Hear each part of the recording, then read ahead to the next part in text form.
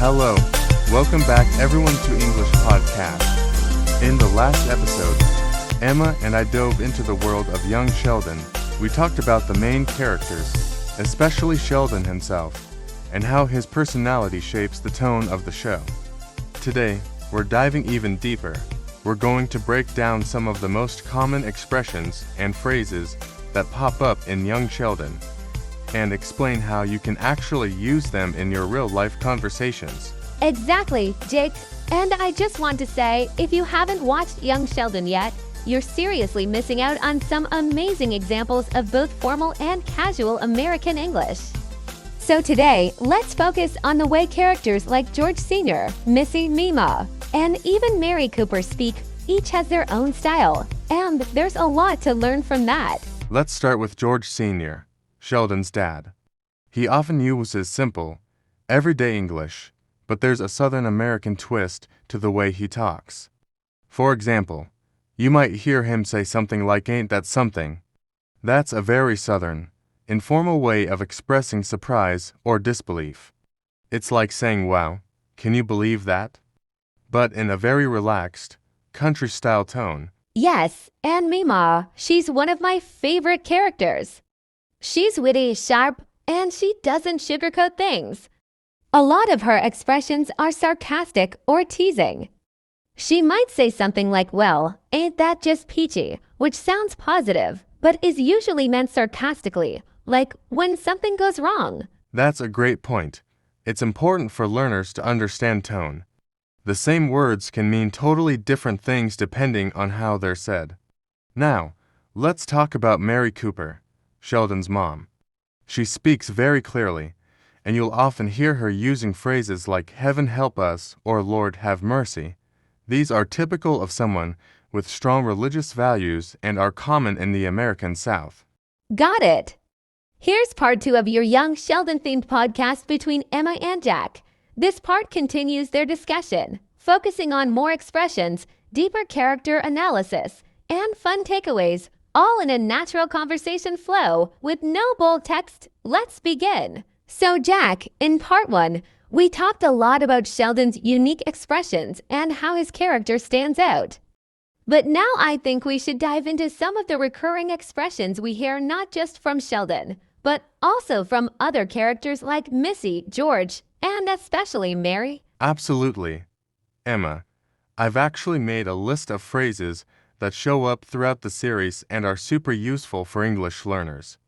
One of my favorites is from Mary, Sheldon's mom. "Lord, give me strength." It's a Southern-style expression used when someone's overwhelmed or frustrated. And it's something you'll hear a lot in American families. Oh yes, and it's not just funny, it also teaches learners how to understand tone and emotion. The way Mary says it, with that tired sigh, adds meaning. That's the cool thing about learning English through shows like Young Sheldon. You don't just get the words, you feel the culture. True. And then there's Missy, Sheldon's twin sister. She's hilarious. She uses modern slang that a lot of younger viewers will relate to. Things like "that's gross" or "you're such a weirdo." These are everyday phrases that younger Americans use all the time. Let's not forget Sheldon himself. His language is incredibly formal and academic. He'll say things like "that's an egregious misuse of the English language," which means someone used a word incorrectly, but he says it in such a complicated way. For learners, it's interesting because Sheldon's speech teaches advanced vocabulary. Exactly. And while most people don't speak like Sheldon in real life, understanding how he uses language can really help learners expand their vocabulary. Words like hypothetical, protocol, inefficient, these are great academic words. I think we should now give our listeners a few phrases from Young Sheldon and explain how they can actually use them. I'll start with one. "That's not logical." Sheldon says this a lot. It means something doesn't make sense or is unreasonable. For example, if your friend wants to study for 5 minutes and expects to pass the test, you could say that's not logical. Exactly. Speaking of culture, George Sr., Sheldon's dad, often uses phrases like "son," "life ain't fair," That's another common one in American homes. It reflects a kind of realism parents often share with their kids. That one's gold. And let's not forget Missy. Even though she's young, she has a lot of witty and sarcastic lines. One I remember clearly is, "I'm not saying you're weird, but..." And then she hits Sheldon with some hilarious truth bomb. Ha ha ha. Yes, Missy's lines are perfect examples of how sarcasm works in English. It's tricky for learners, but so fun once they get it. Totally agree. And sarcasm is huge in American humor. If someone says, "Oh great, another pop quiz," they don't actually mean it's great. That kind of tone difference is what learners should pay attention to. Right. Let's shift a little. What do you think about Meemaw's expressions? Her language is more relaxed and slangy, which gives learners exposure to informal speech. Oh, Meemaw is full of gaps. She uses phrases like "what in the world?" or "that boy's not right" when referring to Sheldon's quirks. These aren't formal, but they're super common in everyday conversations, especially in southern states. Great example. Here's one from Missy. Whatever. It's super casual and usually shows that you don't care or disagree but don't want to argue. It's used a lot in teen conversations. Now, let's give them a scene breakdown. Imagine you're watching a scene where Sheldon argues with his family about bedtime. He says, "According to my sleep schedule, I require exactly 8 hours and 35 minutes of rest. This teaches you how to speak precisely, though in real life, most people would just say I need about 8 hours of sleep." Right. That shows the difference between natural and overly formal language. Learners should aim for clarity, not complexity. But hearing Sheldon speak helps build awareness of complex sentence structure. Let's shift to pronunciation now. One interesting thing about young Sheldon is that many of the characters have a Texan accent, especially George Sr. and Mary. They drop the final G in words like going, so it sounds like going. It's not wrong, it's just regional. Exactly. And if you're preparing for tests like IELTS or TOEFL, you don't need to speak with an accent, but you should be able to understand them.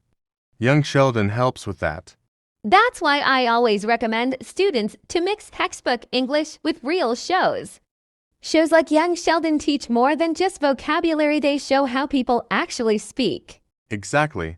And even Sheldon's high-level vocabulary can be educational. He says things like "statistically speaking" or "empirical evidence suggests," which are advanced, but very useful for formal speaking and academic writing. I was just about to say that. His speech is like a live thesaurus. He even uses Latin phrases sometimes for intermediate learners. Picking out 1 or 2 new complex words per episode can really improve their vocabulary. That's a great tip. So, let's give our listeners a quick challenge.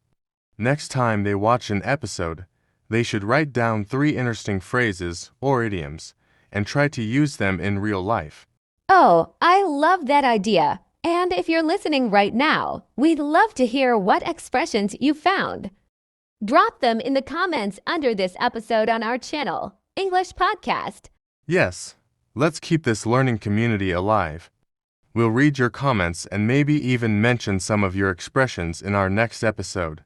Before we move on, let's just quickly list 5 useful expressions we covered today. 1. Lord, give me strength. 2. Life ain't fair. 3. I'm not saying you're weird, but. 4. What in the world? 5. Statistically speaking. Love it! These are such good examples of how American English is rich with personality. And young Sheldon captures that perfectly. Agreed.